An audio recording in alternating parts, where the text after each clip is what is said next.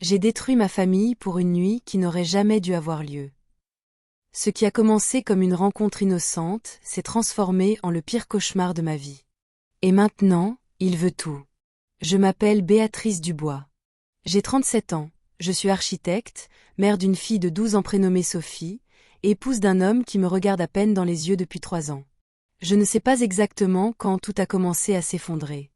Peut-être était-ce à cet anniversaire de mariage où Raphaël est arrivé avec 2 heures de retard, sentant un parfum qui n'était pas le mien.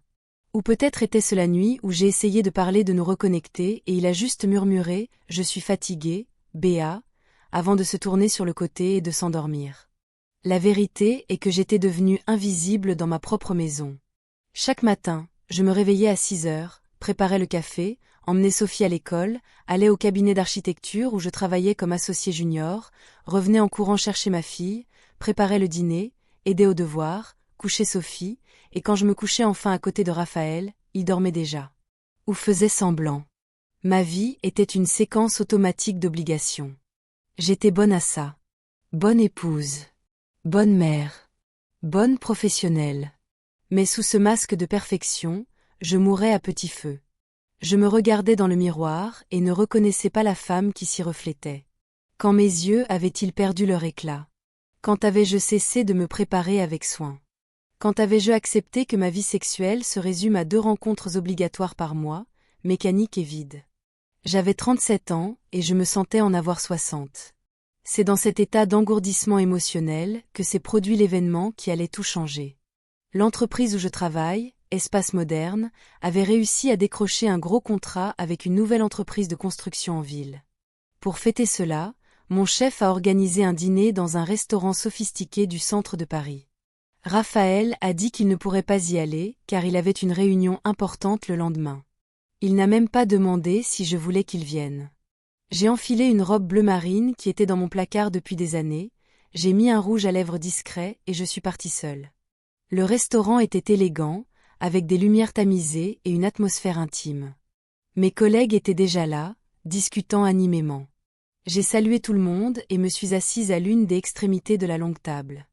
C'est là que je l'ai vu. De l'autre côté de la salle, debout près du bar, se tenait un homme grand, aux épaules larges, aux cheveux noirs légèrement grisonnants aux tempes, vêtu d'un costume gris impeccable. Il parlait à quelqu'un, mais ses yeux ont croisé les miens pendant une seconde. Et pendant cette seconde, quelque chose s'est allumé en moi. J'ai détourné le regard rapidement, sentant mon visage rougir. C'était ridicule. Je me comportais comme une adolescente. J'ai essayé de me concentrer sur la conversation à table, mais mon attention était constamment attirée dans cette direction. Chaque fois que je regardais, il me regardait en retour. Mon cœur battait plus vite qu'il n'aurait dû. Soudain, il a commencé à marcher dans notre direction. Mon estomac s'est serré.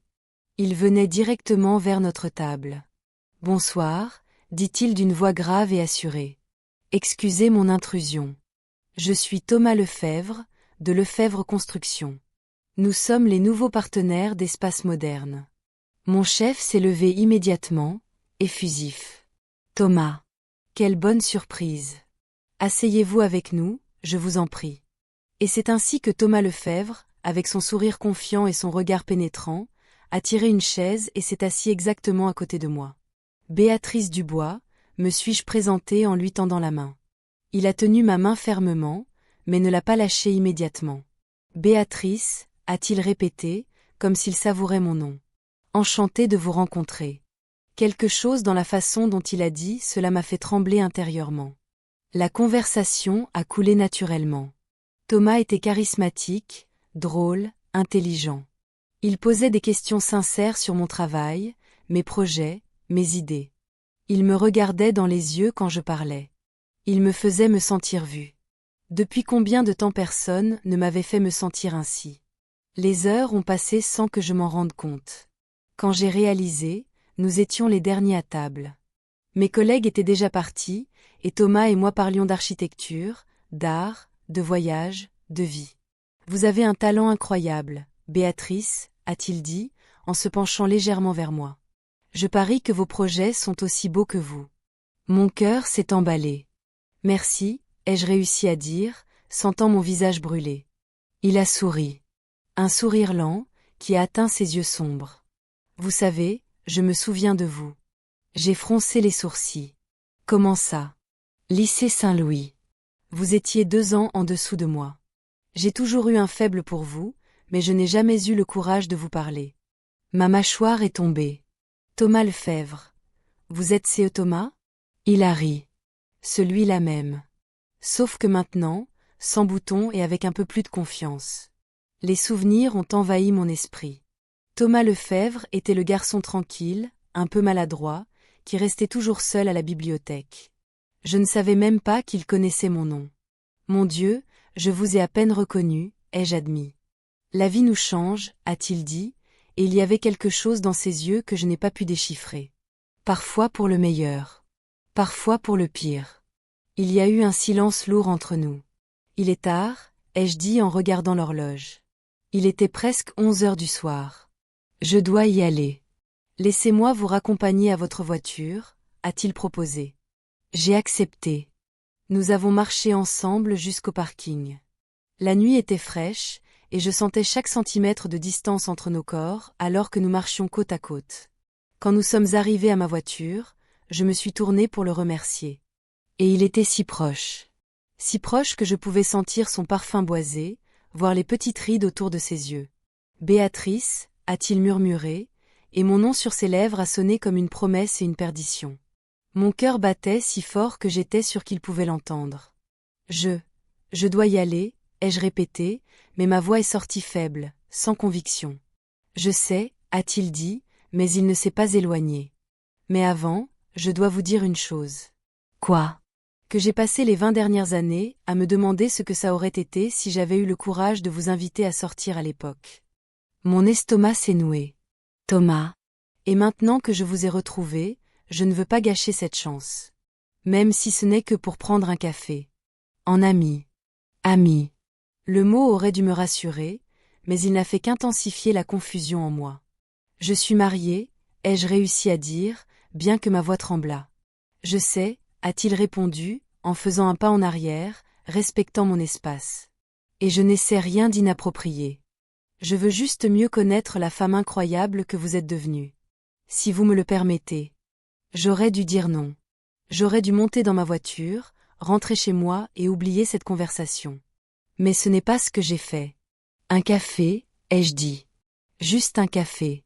Le sourire qui a illuminé son visage m'a fait chavirer l'estomac. Demain? A-t-il demandé, plein d'espoir. Demain, j'ai des réunions toute la journée. Vendredi alors.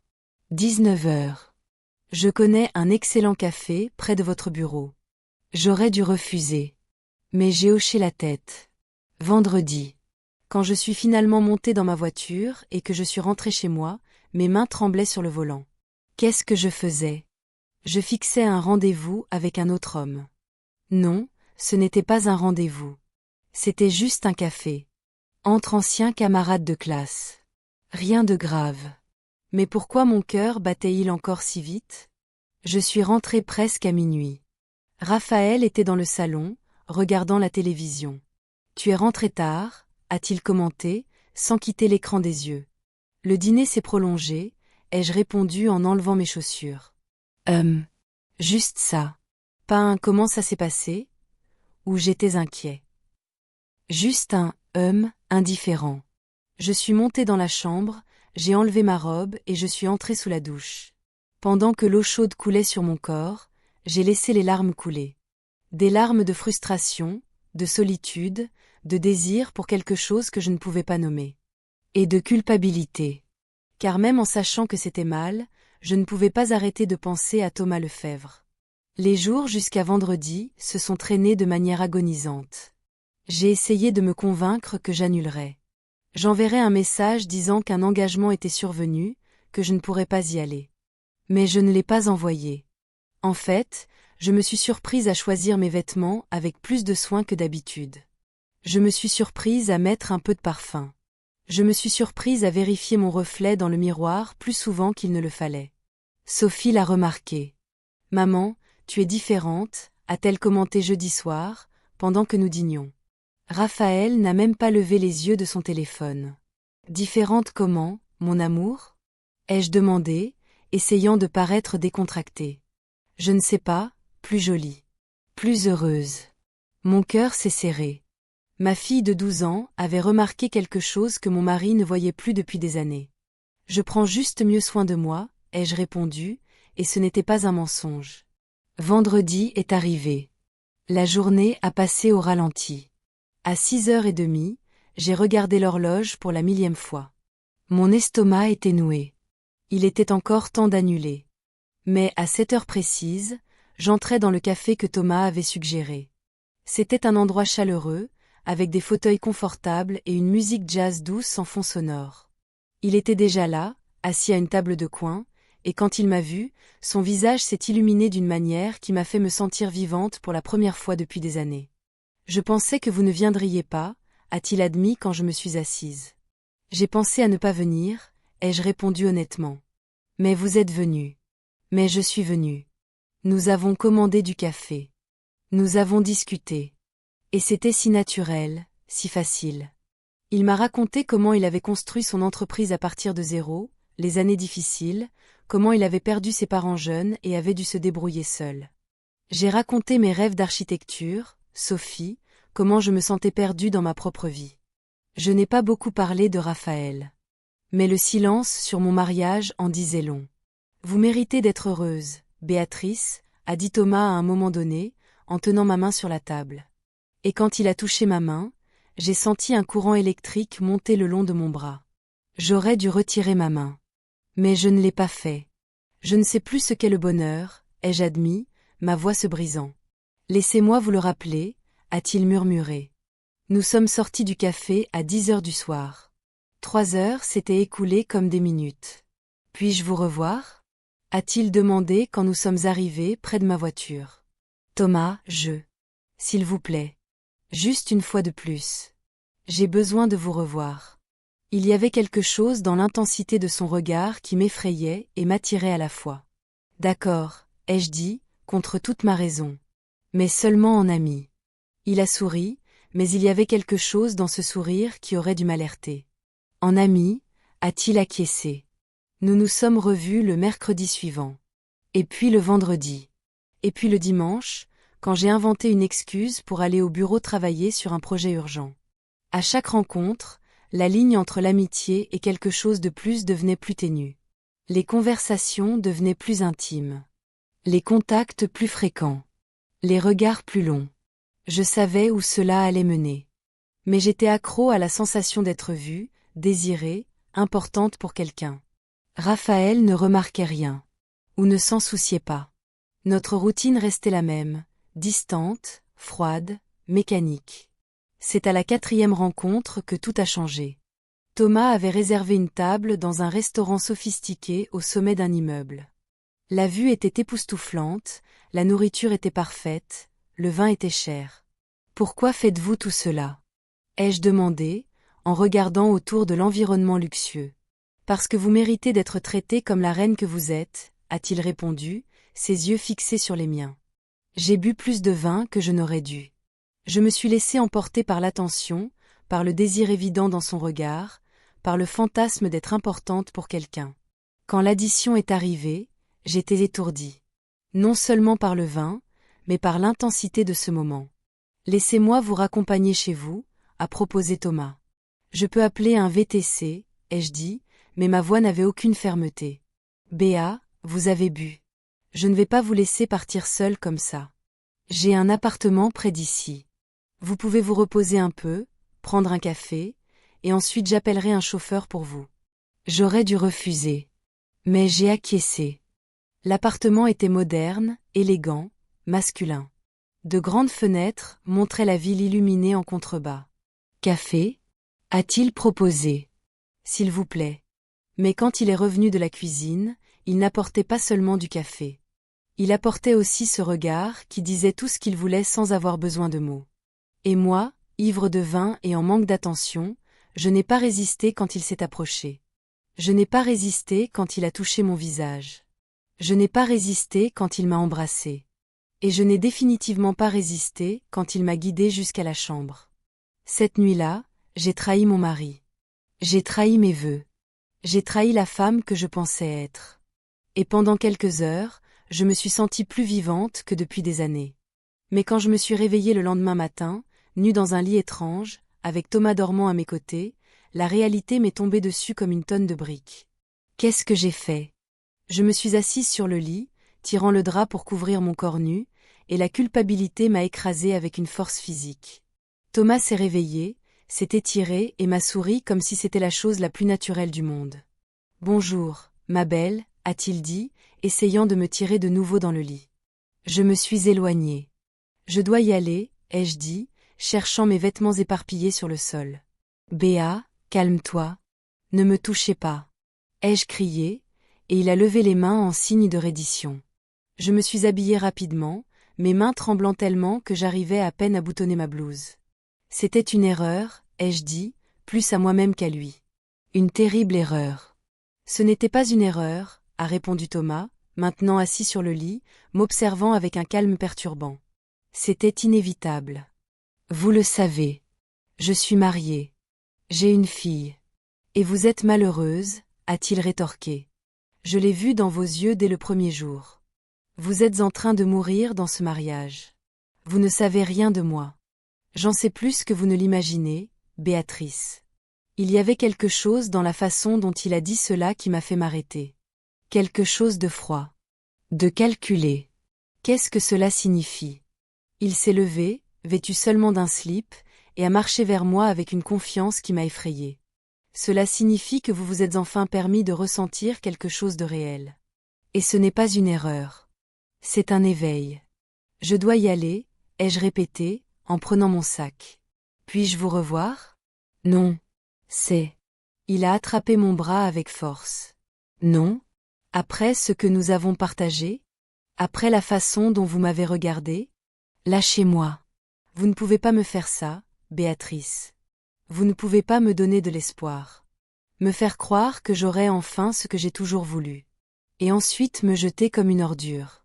Lâchez-moi. Il m'a traîné à l'intérieur de l'entrepôt. C'était sombre, ça sentait le moisi et l'abandon. Vous savez ce que je vais faire maintenant? A-t-il demandé, sa voix résonnant sur les murs vides. Je vais vous avoir. Ici. Maintenant. Et ensuite, je vais m'assurer que vous ne me rejetiez plus jamais. La terreur m'a envahi. Vous ne vous en sortirez pas, ai-je dit, essayant de garder ma voix ferme. La police sait que je suis ici. Et quand ils entreront, ils trouveront une femme perturbée qui s'est blessée toute seule. Essayant de m'incriminer. Après tout, j'ai déjà un historique d'être victime de votre mari agressif. Vous vous souvenez? Il était fou. Complètement fou. J'ai essayé de courir, mais il m'a tiré en arrière, me jetant contre le mur. Où croyez-vous aller? J'ai regardé autour de moi désespérément, cherchant n'importe quoi que je pourrais utiliser comme arme. Il y avait des barres de métal rouillées sur le sol. Quand il s'est approché de nouveau, je me suis baissée rapidement et j'ai attrapé une des barres. Ne vous approchez pas. Ai-je crié, brandissant la barre. Il a ri.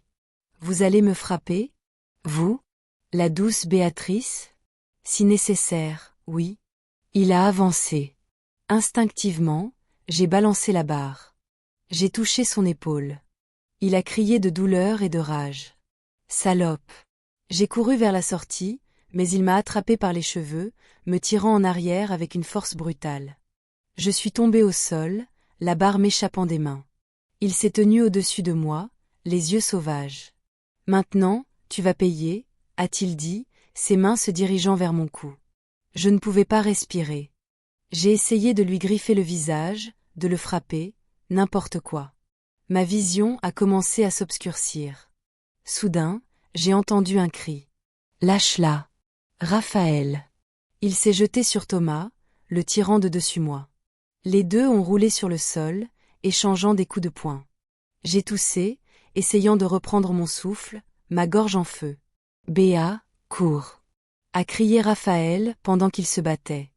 Mais je ne pouvais pas le laisser. Pas comme ça.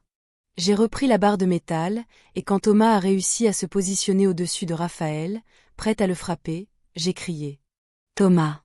Il s'est retourné. Et j'ai frappé la barre sur le côté de sa tête avec toute la force que j'avais. Il a chancelé, étourdi. Du sang a coulé de son cuir chevelu. A-t-il essayé de parler, mais il est tombé à genoux. À ce moment-là, des policiers ont fait irruption dans l'entrepôt. Police. Main sur la tête. Thomas a essayé de se lever, mais 2 policiers l'ont immobilisé au sol. Elle m'a attaqué. A-t-il crié. Ils m'ont attaqué. Vous voyez? Mais Véronique est entrée juste derrière, tenant une tablette. Nous avons tout enregistré, a-t-elle dit. Des caméras cachées dans sa voiture. Tout a été capté. La confession. L'agression. Tout. Le visage de Thomas a pâli. Non, c'est illégal. C'est tout à fait légal en cas de suspicion de crime violent, a dit le commissaire, en entrant dans l'entrepôt. Thomas Lefebvre, vous êtes arrêté pour chantage, agression, tentative d'homicide, et nous allons rouvrir l'enquête sur la mort de votre épouse. Pendant qu'il l'emmenait menotté, il m'a regardé avec une haine pure. Ce n'est pas fini ici, a-t-il grogné. Ça ne finira jamais. Si, c'est fini, ai-je répondu, ma voix enfin ferme. Aujourd'hui.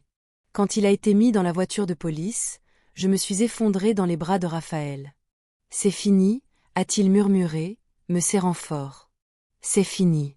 Mais pendant que je le serrais en retour, je savais qu'il restait encore beaucoup à résoudre. Notre mariage. Notre confiance. Notre vie. Mais au moins maintenant, nous étions vivants. Et libres. Cette nuit-là, j'ai reçu un message d'un nouveau numéro inconnu.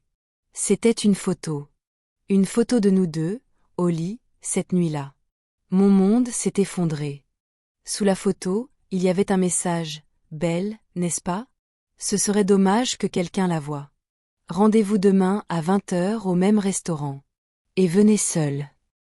J'ai laissé tomber mon téléphone par terre, tout mon corps tremblait. Ce qui avait commencé comme un éveil émotionnel s'était transformé en un cauchemar. Et je n'avais aucune idée de comment m'en sortir. J'ai passé toute la nuit sans dormir, fixant la photo sur mon téléphone et sentant mon estomac se tordre. Comment avait-il pris cette photo? Quand? Tout avait-il été planifié depuis le début? Les questions tournaient sans cesse dans ma tête.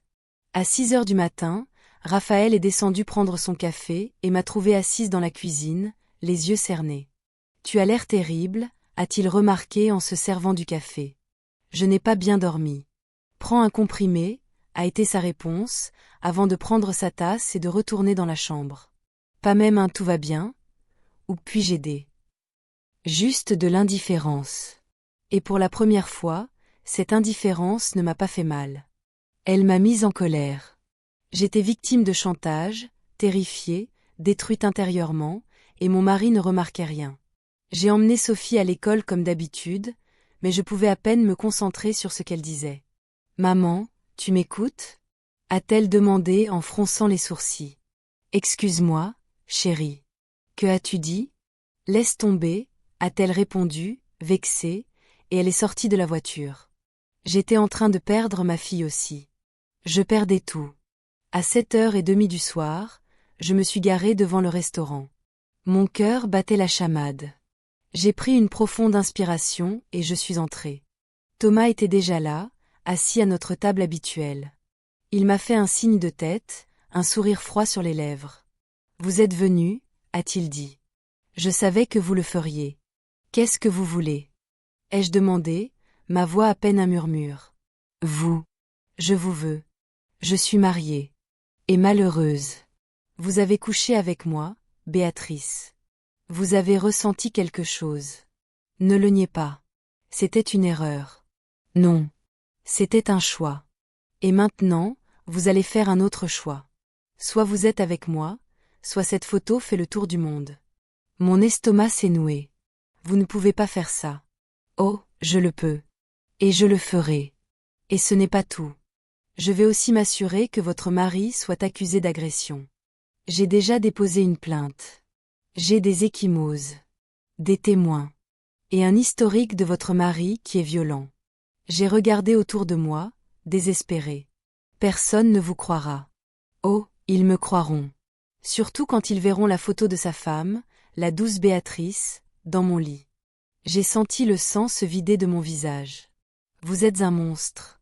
Je suis un homme qui sait ce qu'il veut. Et je vous veux. Qu'est-ce que je dois faire? Vous allez me revoir. Quand je le voudrai. Où je le voudrai. Et vous allez faire ce que je vous dis. Ou tout s'effondrera. J'ai regardé ses yeux. Il n'y avait aucune pitié. Seulement de la détermination. D'accord, ai-je dit, ma voix brisée. D'accord. Il a souri. Un sourire de victoire. Bien. Maintenant, levez-vous. Nous allons prendre un verre. Et nous allons parler de notre avenir. Je me suis levée, mes jambes tremblantes. J'étais piégée. Complètement piégée. Je suis sortie de ce restaurant, je suis montée dans ma voiture et j'ai conduit sans but, juste en conduisant, en pleurant, en essayant de digérer le cauchemar dans lequel ma vie s'était transformée. Finalement, je me suis arrêtée sur un parking vide et j'ai appelé la seule personne en qui je pouvais encore avoir confiance. Allô? A répondu la voix endormie d'Isabelle, ma meilleure amie depuis l'université. Isa, ai-je sangloté. J'ai tout gâché. Tout gâché. Béa? Qu'est-ce qui s'est passé? Où es-tu? J'ai fait quelque chose d'horrible. Et maintenant, je suis victime de chantage et je ne sais pas quoi faire. Où es-tu? A-t-elle répété, maintenant complètement réveillée. Je lui ai donné l'adresse et 20 minutes plus tard, Isabelle était assise dans ma voiture, me serrant dans ses bras pendant que je lui racontais tout. Chaque détail humiliant. Quand j'ai eu fini, elle était pâle. Cet homme est dangereux, Béa. Très dangereux. Je sais. Mais que dois-je faire? S'il envoie cette photo, tu dois le dire à Raphaël. Je ne peux pas. Ça va détruire ma famille. Ta famille est déjà détruite, a-t-elle dit doucement, mais fermement. Tu l'as dit toi-même, vous êtes deux étrangers qui vivent dans la même maison. Et maintenant, tu es victime de chantage de la part d'un psychopathe. Raphaël doit le savoir. Et s'il me déteste?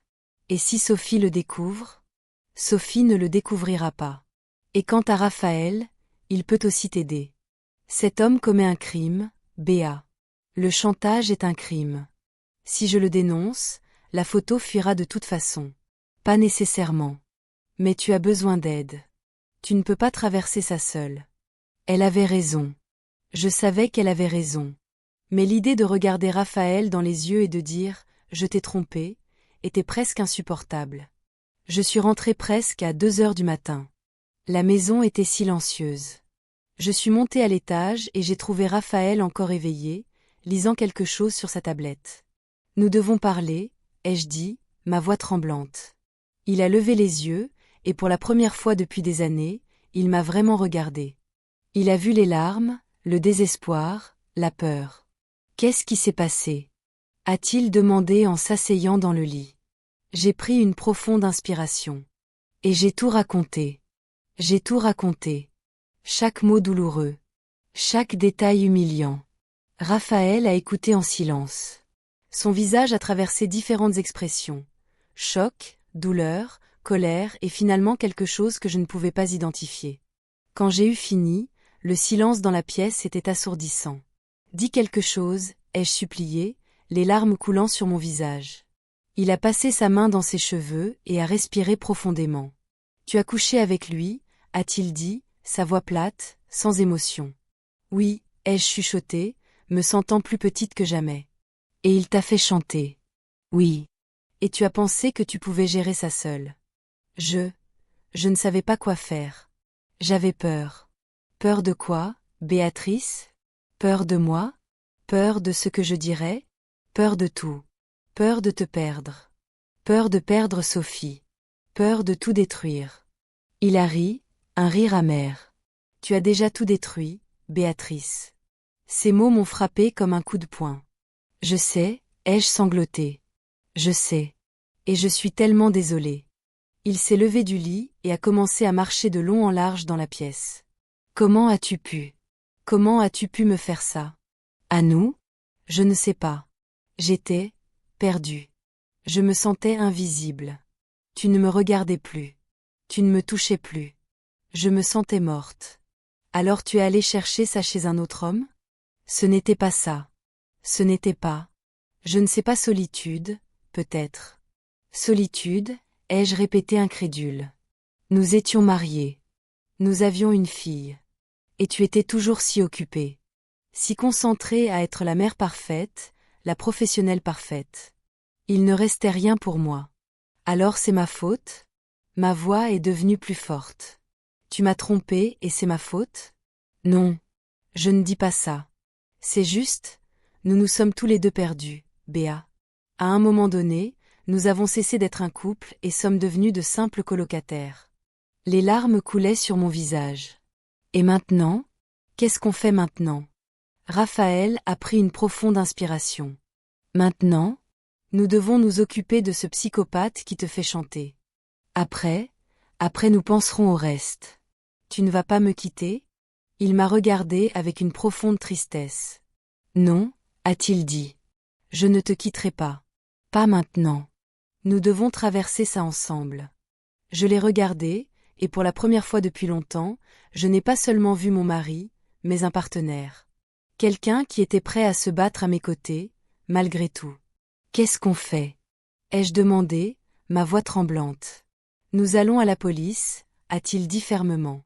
Nous leur racontons tout. Sur lui, sur le chantage, sur la photo. Mais la photo? Ai-je commencé? Je sais, m'a-t-il interrompu. Ce sera douloureux. Ce sera laid. Mais il vaut mieux que nous ayons le contrôle plutôt que lui. Et le chantage est un crime, Béa. Il va payer pour ça. J'ai hoché la tête lentement. Il avait raison. C'était le seul moyen. Le lendemain matin, avec Isabelle à nos côtés, Raphaël et moi sommes allés à la police. Ce fut l'une des heures les plus difficiles de ma vie. J'ai dû tout répéter, chaque détail humiliant, pendant qu'un policier prenait des notes. Raphaël est resté à mes côtés tout le temps, me tenant la main. Cela m'a donné de la force. Le policier, le commissaire Dubois, a écouté attentivement. Quand j'ai eu fini, il nous a regardés sérieusement. C'est une affaire très grave, a-t-il dit. Chantage, harcèlement, et les menaces sont préoccupantes. Nous allons ouvrir une enquête. Qu'en est-il de la photo? Ai-je demandé, ma voix à peine audible.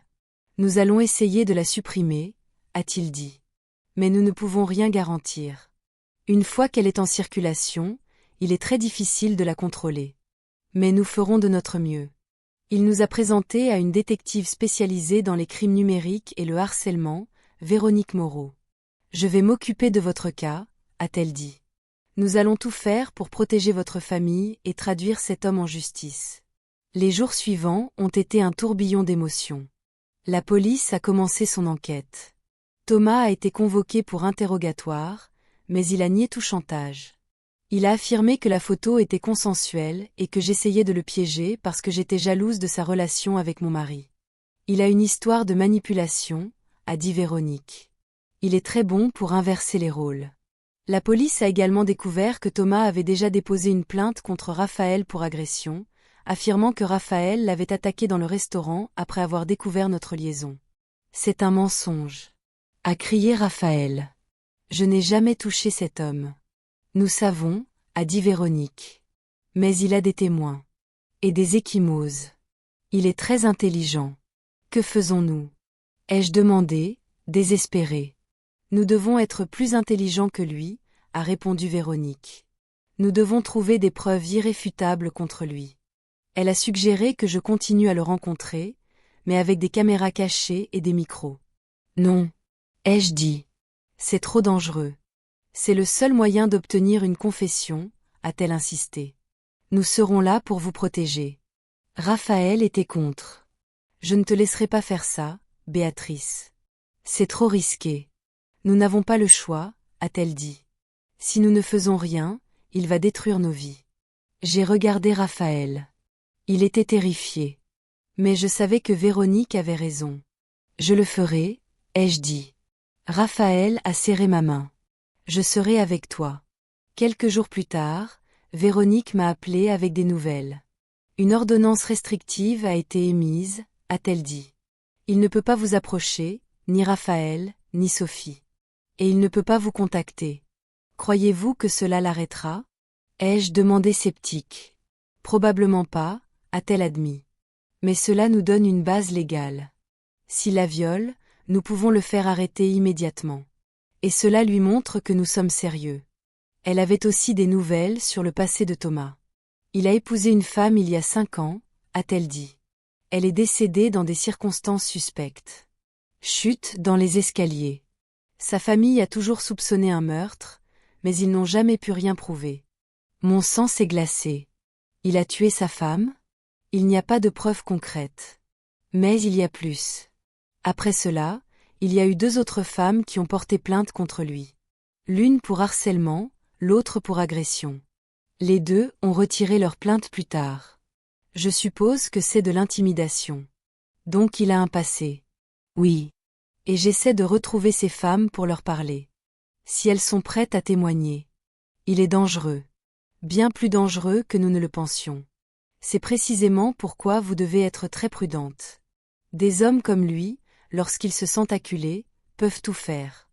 J'ai raccroché le téléphone, les mains tremblantes. Raphaël était à mes côtés. Qu'est-ce qui se passe? Je lui ai tout raconté. Son visage est devenu pâle. Il a tué sa femme? Véronique le croit. Mon Dieu, Béa.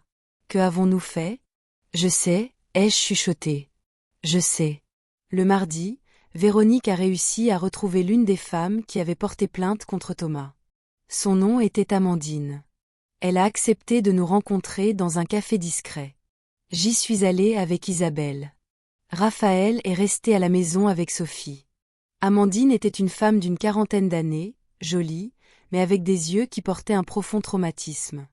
Merci d'avoir accepté de nous parler, ai-je dit, dès que nous nous sommes assises. Elle a hoché la tête, remuant nerveusement sa tasse de café.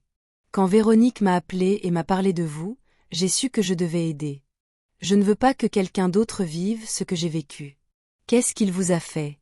Amandine a pris une profonde inspiration. J'ai rencontré Thomas il y a 3 ans. J'étais conseillère financière, et il a sollicité mes services. Au début, c'était professionnel. Puis il a commencé à flirter. Je sortais d'un divorce, j'étais vulnérable. Il était charmant, attentionné, tout ce dont j'avais besoin à ce moment-là. Mon estomac s'est noué. C'était exactement ce qui m'était arrivé aussi. Nous sommes sortis quelques fois. C'était merveilleux. Il me faisait me sentir spécial. Mais après la première nuit ensemble, tout a changé. Il est devenu possessif. Voulait savoir où j'étais tout le temps. Appelait 10, 15 fois par jour. Apparaissait à mon travail sans prévenir. Et quand vous avez essayé de rompre? Elle tremblait visiblement. Il n'a pas accepté. A dit que j'étais à lui. Que personne d'autre ne pouvait m'avoir.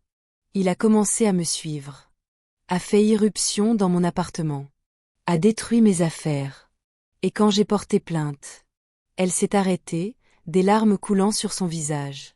Qu'est-ce qui s'est passé? A demandé Isabelle doucement. Il est apparu chez moi. Est entré par la fenêtre arrière. Et, sa voix s'est brisée, il m'a frappé. Très fort. A dit que si je ne retirais pas la plainte, il me tuerait. J'ai eu la nausée. Et vous l'avez retirée? Oui. J'avais une peur bleue.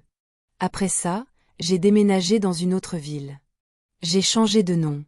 J'ai recommencé à zéro. J'ai regardé par-dessus mon épaule pendant 2 ans, de peur de le revoir. Amandine, seriez-vous prête à témoigner contre lui? Ai-je demandé. Elle a hésité, la peur était évidente dans ses yeux. Il va me tuer si je fais ça. Il menace déjà ma famille, ai-je dit. Ma fille de 12 ans. Si nous ne l'arrêtons pas maintenant, il continuera à faire ça à d'autres femmes. Amandine est restée silencieuse pendant un long moment. Finalement, elle a hoché la tête. D'accord. Je témoignerai. Mais vous devez me protéger. Nous le ferons, ai-je promis, même si je ne savais pas comment tenir cette promesse. Avec le témoignage d'Amandine, Véronique a réussi à convaincre le commissaire d'ouvrir une enquête plus approfondie contre Thomas. Mais cela n'a fait que le rendre encore plus furieux. Le jeudi, alors qu'Isabelle rentrait du travail, elle a été abordée sur le parking. Par Thomas. Elle m'a immédiatement appelée, terrifiée. Béa, il m'a trouvée. Il connaissait mon nom, où je travaille, tout. Tu vas bien? Il t'a fait du mal? Non. Mais il m'a donné un message pour toi. Il a dit que tu avais jusqu'à samedi pour changer d'avis. Ou il allait régler les choses à sa manière. Ce sont ces mots. Mon cœur s'est emballé. J'appelle la police. J'ai déjà appelé. Mais Béa, ce type ne bluffe pas. Je l'ai vu dans ses yeux. Il est capable de tout. Quand j'ai raconté ça à Raphaël, il est devenu pâle. Nous devons éloigner Sophie d'ici. L'envoyer loin jusqu'à ce que ce soit fini. Où ça? Ma sœur habite à Lyon. Elle peut y rester quelques semaines. Mais elle va demander pourquoi. Elle va avoir peur. Je préfère qu'elle ait peur et qu'elle vive, plutôt que de prendre un risque, a dit Raphaël, sa voix ferme. Il avait raison. Cette nuit-là, nous avons parlé à Sophie. Princesse, tu vas passer quelques semaines chez tante Léna, a dit Raphaël. Pourquoi? Je ne veux pas. J'ai école. C'est juste temporaire. Le temps que nous réglions quelques problèmes ici. Quel problème? Cet homme? A-t-elle demandé, et j'ai été surprise par sa perspicacité.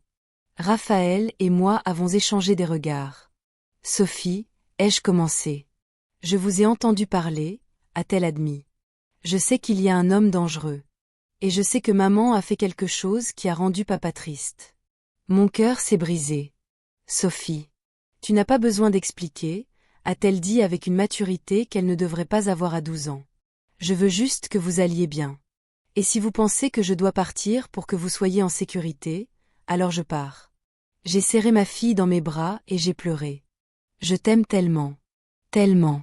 Et je suis tellement désolée pour tout ça. Je t'aime aussi, maman. Le vendredi matin, nous avons mis Sophie dans un avion pour Lyon. J'ai vu ma fille partir le cœur brisé, mais avec la certitude de faire ce qu'il fallait. Maintenant, Raphaël et moi étions seuls pour affronter Thomas. Le samedi est arrivé. Son ultimatum. À 8 heures du matin, j'ai reçu un message. Dernière chance, Béatrice. Rendez-vous à l'adresse ci-dessous. Midi, seul. Où tout le monde verra qui vous êtes vraiment. En pièce jointe, l'adresse d'un entrepôt abandonné en périphérie de la ville. Je l'ai montré à Raphaël. Tu n'y vas pas, a-t-il dit immédiatement. Il ne s'arrêtera pas, Raphaël. Je dois y mettre fin. C'est un piège évident. Je sais. C'est pourquoi je vais l'utiliser. J'ai appelé Véronique et lui expliqué le plan. C'est dangereux, a-t-elle averti. Tout dans cette situation est dangereux. Mais si j'y vais, avec un enregistreur, et que je le pousse à avouer les menaces, le chantage, peut-être même à propos de sa femme, alors nous aurons des preuves concrètes. Et s'il vous fait du mal? Ou pire? La police sera à proximité. Ils me protégeront. Véronique a hésité, mais a accepté. À 11h30, j'ai enfilé le micro discret que Véronique m'avait donné. La police était déjà positionnée près de l'entrepôt. Raphaël m'a serré fort dans ses bras avant que je ne parte. Si quelque chose tourne mal, cours. Cours, c'est tout. Je vais bien. Béatrice, il a tenu mon visage entre ses mains. Je t'aime toujours. Malgré tout. Et je veux que tu le saches. Les larmes ont rempli mes yeux. Je t'aime aussi. J'ai conduit jusqu'à l'entrepôt, mon cœur battant la chamade. C'était un endroit isolé, entouré de terrains vagues. Je me suis garée et je suis sortie de la voiture. L'endroit était trop silencieux. Thomas? Ai-je appelé, ma voix résonnant. Il est apparu à l'entrée de l'entrepôt, souriant. Je savais que vous viendriez. Je l'ai toujours su. Qu'est-ce que vous voulez de moi? Je l'ai dit. Je vous veux. Entièrement. Et si je dis non? Il s'est approché à quelques centimètres de moi. Alors je détruirai tout ce que vous aimez. Votre mari ira en prison pour l'agression inventée que j'ai mise en scène. Votre fille grandira en sachant que sa mère est une traînée. Et vous vivrez avec cette culpabilité pour toujours. Vous êtes un monstre. Il a ri. Je suis ce que vous avez fait de moi. J'ai rêvé de vous pendant 20 ans. J'ai bâti un empire en pensant qu'un jour je serais assez bien pour vous. Et quand je vous ai enfin eu dans mes bras, vous m'avez rejeté. Personne ne me rejette, Béatrice. Qu'est-il arrivé à votre femme? Ai-je demandé, essayant de le provoquer. Son visage s'est durci. Quoi? Votre femme. Celle qui est morte en tombant dans les escaliers. C'était vous, n'est-ce pas? Ses yeux se sont rétrécis dangereusement. Faites attention à ce que vous dites, Béatrice. C'était vous, n'est-ce pas? Ai-je insisté, j'avais besoin qu'il avoue. Elle a découvert qui vous étiez vraiment. Voulait vous quitter. Et vous ne l'avez pas permis. Elle était faible, a-t-il craché, son visage déformé par la rage. Elle pleurait toujours en disant qu'elle avait peur de moi. Peur. De moi, qui lui ai tout donné. Alors vous l'avez tuée. Elle est tombée, a-t-il dit, mais un sourire sinistre flottait sur ses lèvres. C'était un accident. Du moins, c'est ce que tout le monde a cru. Mon sang s'est glacé. Il venait d'avouer. Et les autres? Amandine? La femme qui a disparu?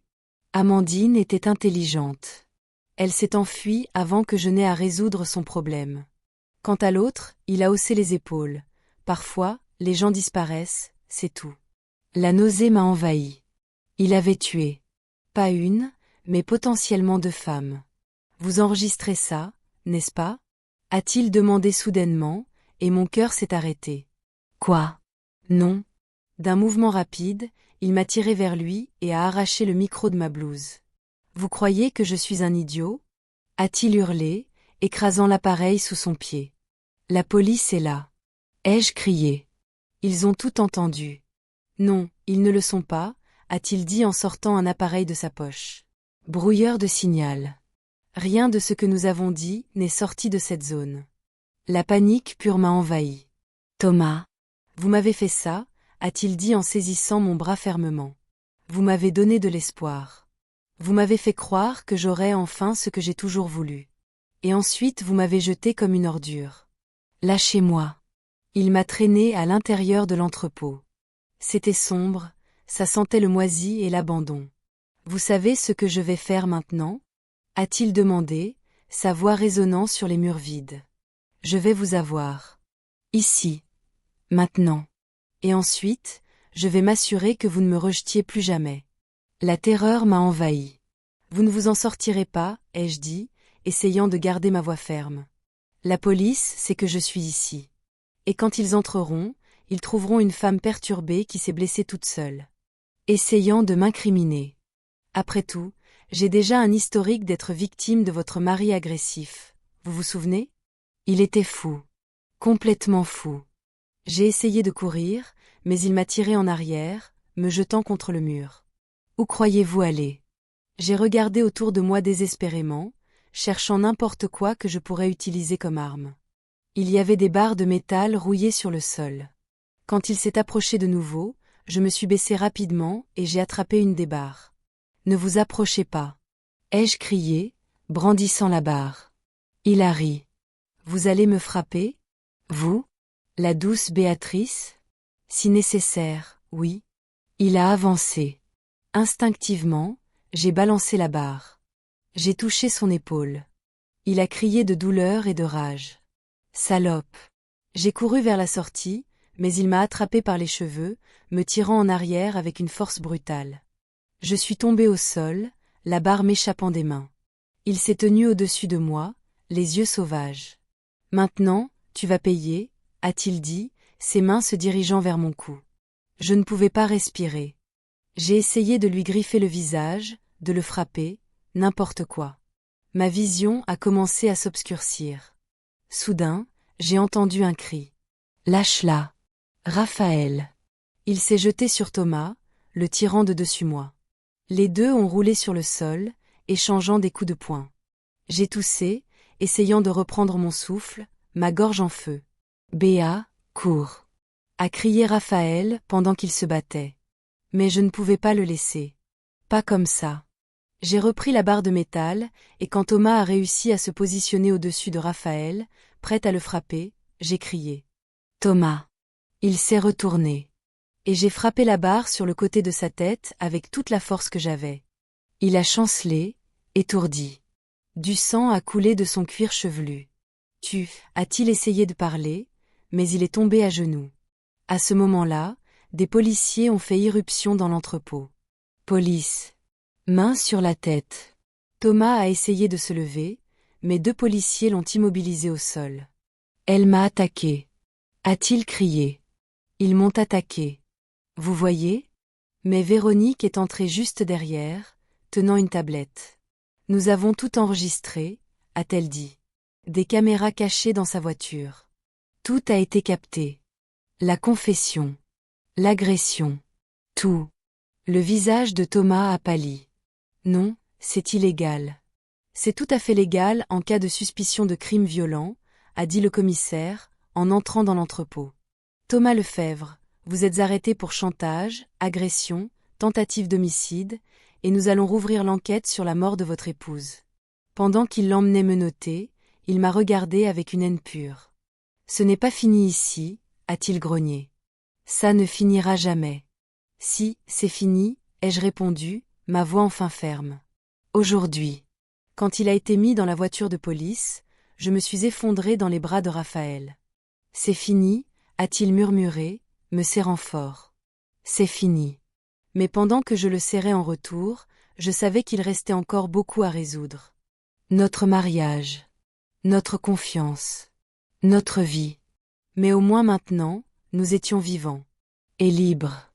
Dans les jours qui ont suivi, Thomas a été formellement inculpé.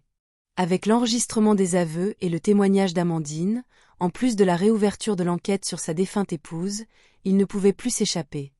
La police a également trouvé un coffre-fort dans son appartement. À l'intérieur se trouvaient des clés USB contenant des enregistrements. Des enregistrements de toutes les femmes avec qui il avait une relation. Y compris celles qui avaient disparu. La vidéo montrait comment il avait brutalement agressé. Il n'était pas seulement un harceleur. C'était un prédateur calculateur qui documentait ses crimes comme des trophées. Il a été condamné à la prison à perpétuité. J'ai enfin poussé un soupir de soulagement. Mais un autre défi m'attendait, reconstruire ma vie. Sophie est revenue de Lyon une semaine plus tard. Quand je l'ai vue à l'aéroport, j'ai couru pour la serrer dans mes bras comme si je ne l'avais pas vue depuis des années. Maman, je ne peux pas respirer, s'est-elle plainte, mais elle souriait. Excuse-moi. Tu m'as tellement manqué. Dans la voiture, sur le chemin du retour, elle a demandé. C'est fini? L'homme dangereux? Raphaël, qui conduisait, a répondu.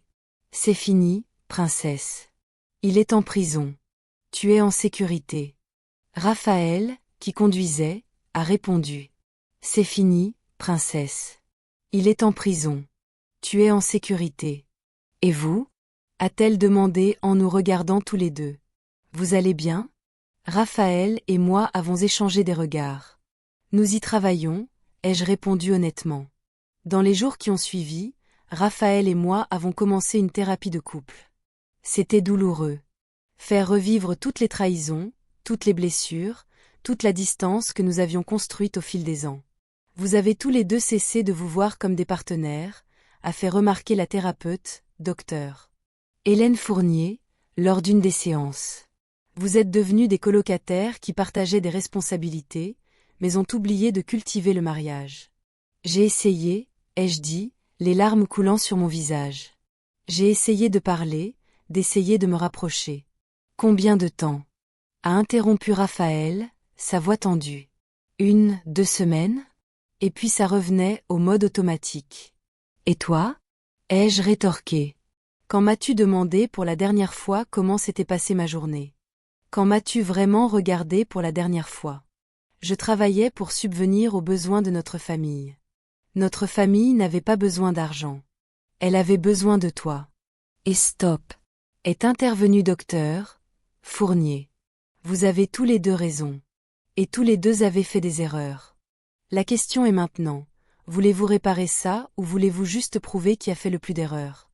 Un lourd silence s'est installé dans la pièce. Je veux réparer ça, a dit Raphaël finalement. Mais je ne sais pas si je peux refaire confiance. Moi non plus, ai-je admis. Tu m'as trompé en premier, Raphaël. 2 ans. 6 mois avec une autre personne. Comment je surmonte ça? Et tu as couché avec quelqu'un qui a failli nous détruire. Parce que je me sentais morte dans notre mariage. Alors peut-être. Raphaël a fait une pause, a pris une profonde inspiration. Peut-être que nous ne devrions plus être ensemble. Les mots ont plané dans l'air comme un verdict. C'est ce que tu veux? Ai-je demandé, ma voix brisée. Je ne sais pas ce que je veux. Je sais juste que je ne peux pas te regarder sans me souvenir de lui. Sans nous imaginer tous les deux. Arrête, ai-je supplié. S'il te plaît, arrête. Vous avez besoin de temps, a dit docteur Fournier doucement. Peut-être qu'une séparation temporaire est préférable. Pour que vous puissiez tous les deux digérer ce qui s'est passé et décider si vous voulez vraiment essayer de reconstruire ça. Raphaël a hoché la tête lentement. Je pense que oui. Mon cœur s'est brisé, mais au fond de moi, je savais qu'elle avait raison. 3 mois plus tard, Raphaël a emménagé dans un appartement près de notre maison. Sophie passait une semaine avec moi, une semaine avec lui. C'était difficile. Plus difficile que tout ce que j'avais jamais vécu auparavant. Mais c'était aussi libérateur. Pour la première fois depuis des années, j'ai commencé à me redécouvrir. J'ai recommencé à peindre, un passe-temps que j'avais abandonné à la naissance de Sophie. J'ai commencé une thérapie individuelle pour travailler sur mon estime de soi et ma tendance à chercher une validation externe. J'ai appris que ma valeur ne dépendait pas d'être une épouse ou une mère parfaite. Elle venait d'être Béatrice. Simplement Béatrice. Raphaël a également changé. Il a commencé à travailler moins et à se concentrer davantage sur lui-même. Il a suivi une thérapie, a passé plus de temps de qualité avec Sophie. Et lentement, très lentement, nous avons recommencé à nous parler. Non pas comme mari et femme, mais comme 2 personnes qui partageaient une histoire, une fille et un respect mutuel. 6 mois après la séparation, il m'a invité à prendre un café. Comment vas-tu? A-t-il demandé, et pour la première fois depuis des années, il semblait vraiment intéressé. Mieux, ai-je répondu honnêtement. Je suis en train de me retrouver. Et toi? Moi aussi. J'ai réalisé que j'avais passé tellement de temps à être le pourvoyeur que j'avais oublié d'être une personne. Sophie m'a demandé si nous allions nous remettre ensemble, ai-je raconté. Et qu'as-tu dit? J'ai dit que je ne savais pas. Que nous étions en train de guérir. Raphaël a hoché la tête. Tu sais ce que j'ai appris en thérapie? Quoi? Que j'avais aussi cessé de me voir. Je t'ai reproché d'être distante, mais j'étais tout aussi distant. Je me suis plongée dans le travail parce que c'était plus facile que d'affronter le fait que notre mariage était en train de mourir. Et ma trahison? Ai-je demandé, j'avais besoin de savoir. Peux-tu pardonner? Il est resté silencieux pendant un long moment. J'essaie. Certains jours, j'y arrive. D'autres non. Mais j'essaie. Et toi? Peux-tu me pardonner ma trahison? J'essaie aussi. Alors peut-être, il a hésité, a pris une profonde inspiration. Peut-être que nous pouvons essayer ensemble.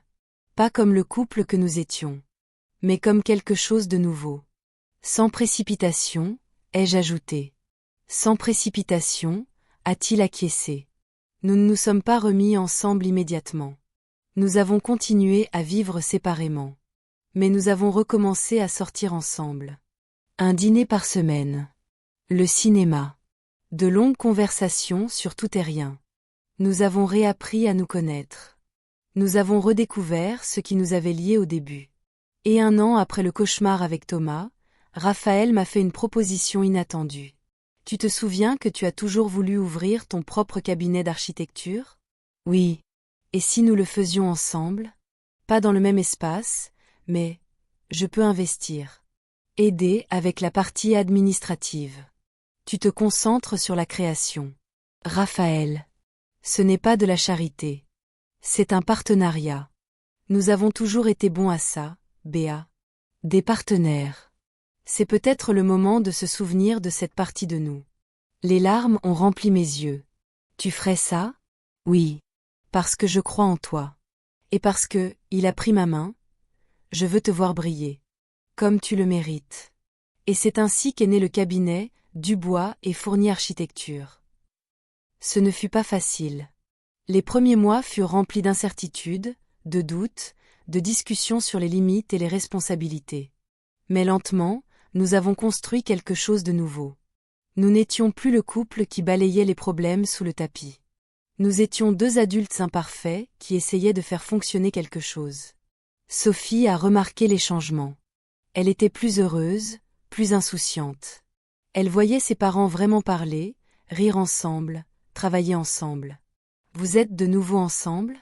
A-t-elle demandé un jour, alors que nous dînions tous les trois. Raphaël et moi avons échangé des regards. Nous essayons, ai-je répondu. Mais cette fois, différemment. Avec honnêteté. Avec patience. Et avec de la thérapie, a ajouté Raphaël en souriant. Beaucoup de thérapie. Sophie a ri. Tant que vous êtes heureux. Et que vous me rendez heureuse aussi. Toujours, princesse, a promis Raphaël. Le cabinet a commencé à prospérer. Mes projets ont reçu de la reconnaissance. Raphaël était incroyable dans la partie administrative, et j'avais enfin une liberté créative totale. Mais plus important que le succès professionnel, c'était ce que nous reconstruisions, la confiance, le respect, le partenariat. Et l'amour. Un amour différent de l'original, plus mature, plus conscient, plus réel. 2 ans après cette nuit dans l'entrepôt, Raphaël m'a surprise. Je travaillais sur un projet, quand il est entré dans le bureau avec une boîte. « Qu'est-ce que c'est » ai-je demandé, curieuse. « Ouvre. » À l'intérieur, il y avait une clé. Une clé ? Pour notre nouvelle maison. Enfin, si tu veux qu'elle soit la nôtre. Je pensais qu'il était peut-être temps de prendre un nouveau départ. Pas dans l'ancienne maison, pleine de mauvais souvenirs. Mais dans un nouvel endroit. Juste le nôtre. Les larmes ont rempli mes yeux. Raphaël. Je sais que ça n'a pas été facile. Je sais que nous avons encore beaucoup de travail à faire. Mais je veux faire ça avec toi. Je veux construire une nouvelle vie, Béatrice. Cette fois, de la bonne manière. Oui, ai-je dit en me jetant dans ses bras. Oui, je le veux aussi. Nous avons déménagé 3 mois plus tard. Sophie a choisi sa propre chambre, l'a décorée à son goût. Pour la première fois, elle a eu son mot à dire dans les décisions familiales. La maison était lumineuse, aérée, pleine de possibilités. Tout comme notre vie. Je n'ai jamais revu Thomas. J'ai appris par Véronique qu'il avait tenté de faire appel de la sentence, mais sans succès. Les preuves étaient irréfutables. Les crimes, incontestables. Amandine, la femme courageuse qui avait témoigné contre lui, a également reconstruit sa vie. Nous sommes devenus amis. Parfois, nous nous retrouvions pour un café, 2 survivantes partageant leurs histoires de nouveau départ. Isabelle est restée mon roc. Ma confidente. L'amie qui était à mes côtés dans la pire période de ma vie. Et quant à moi, j'ai appris que les erreurs ne définissent pas qui nous sommes. Mais nos choix après coup, oui. J'ai appris que la vulnérabilité n'est pas une faiblesse. C'est du courage. J'ai appris que les mariages ne meurent pas du jour au lendemain. Ils meurent lentement, dans de petites négligences quotidiennes. Et les maintenir en vie demande un travail constant. J'ai appris que pardonner ne signifie pas oublier. Cela signifie choisir de ne pas laisser le passé empoisonner l'avenir. Et j'ai appris que parfois, nous devons nous perdre complètement pour nous retrouver vraiment. 3 ans après le cauchemar, nous étions à l'inauguration de la première exposition de Sophie. Ma fille avait découvert un talent pour la photographie et exposait ses œuvres dans une petite, mais significative, galerie. Raphaël tenait ma main pendant que nous regardions Sophie expliquer ses photographies à des visiteurs curieux. Elle rayonnait. Confiante, éloquente, heureuse.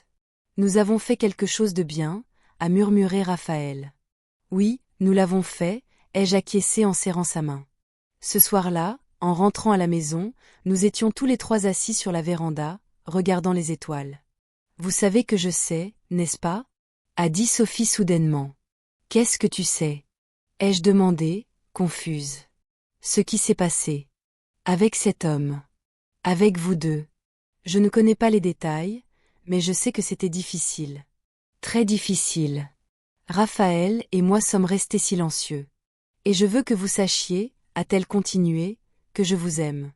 Non pas malgré les erreurs, mais parce que vous avez eu le courage de les corriger. Parce que vous n'avez pas abandonné. Vous-même. Moi. Nous. Les larmes coulaient sur mon visage. Nous t'aimons aussi, Sophie. Plus que tout au monde. Et merci, a ajouté Raphaël, la voix nouée, de nous avoir pardonné. De nous avoir donné cette chance. Vous m'avez donné la vie, a-t-elle dit en souriant. C'est le moins que je puisse faire. Cette nuit-là, Allongée à côté de Raphaël dans le lit, j'ai regardé le plafond en pensant à tout ce que nous avions traversé.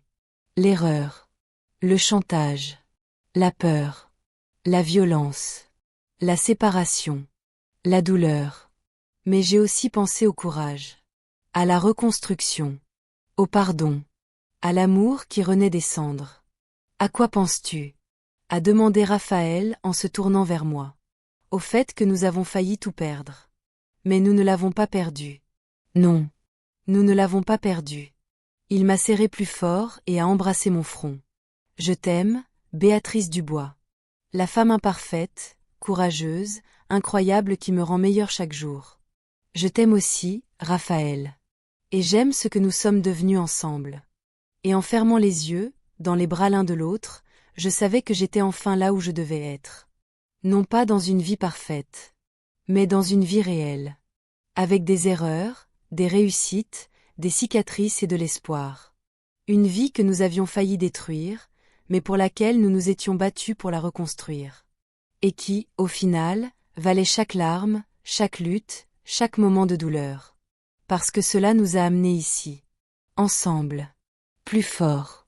Plus vrais. Et enfin, vraiment heureux.